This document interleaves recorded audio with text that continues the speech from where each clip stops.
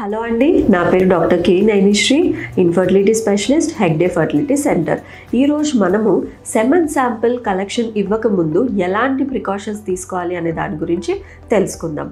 So ముందుగా semen sample మనం male పార్ట్నర్కి advice చేసినప్పుడు వాళ్ళు ఏమేమి జాగ్రత్తలు తీసుకోవాలి, ఎప్పుడు సెమన్ శాంపిల్ వచ్చి ఇవ్వాలి అనేది చూద్దాం. ఓకే, సో ఖచ్చితంగా సెమన్ శాంపిల్ ఇవ్వడానికి ముందు అబ్స్టినెన్స్ అనేది మెయింటైన్ చేయాలి. ఈ అబ్స్టినెన్స్ వచ్చేసి 2 to 5 days వరకు ఉండేలాగా చూసుకోవాలి.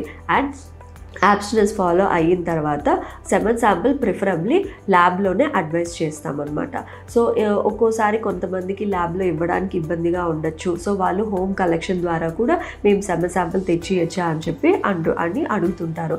సో ఒకవేళ హోమ్ కలెక్షన్ ద్వారా వాళ్ళు సెమన్ శాంపిల్ కలెక్ట్ చేస్తున్నారు అంటే కలెక్ట్ చేసిన తర్వాత వితిన్ 30 minutes లోపలే ల్యాబ్కి ఇచ్చేసేయాలి. And they have to maintain the temperature అనమాట. సో దట్ ఆ శాంపిల్ని కొంచెం బాడీ క్లోజ్గా పెట్టుకొని ఇమ్మీడియట్గా ల్యాబ్లో హ్యాండ్ ఓవర్ చేయాలి.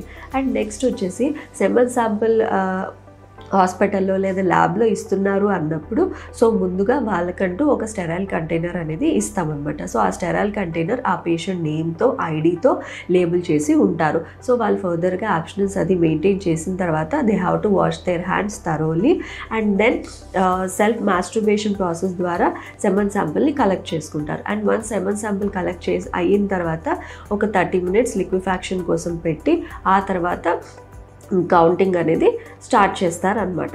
అండ్ ఎలాంటి కాండోమ్స్ కానీ లేదా ఎలాంటి లూబ్రికెంట్స్ కానీ యూజ్ చేయకూడదు. ఓకే, సో ఈ కాండోమ్స్ యూజ్ చేయడం వల్ల ఏమవుతుంది అంటే దాంట్లో స్పర్మిసైడల్ ఏజెంట్స్ ఉంటాయన్నమాట. సో ఆ స్పర్మిసైడల్ ఏజెంట్స్ ద్వారా స్పర్మ్స్ అనేటివి డెడ్ అయిపోయి మనకి రిపోర్ట్ అనేది కరెక్ట్గా రాదు. అండ్ ఈవెన్ పేషెంట్ కూడా ఎలాంటి ఆల్కహాల్ కానీ స్మోకింగ్ కానీ ఏదైనా ఉంది అంటే వాళ్ళు స్టాప్ చేయాలి.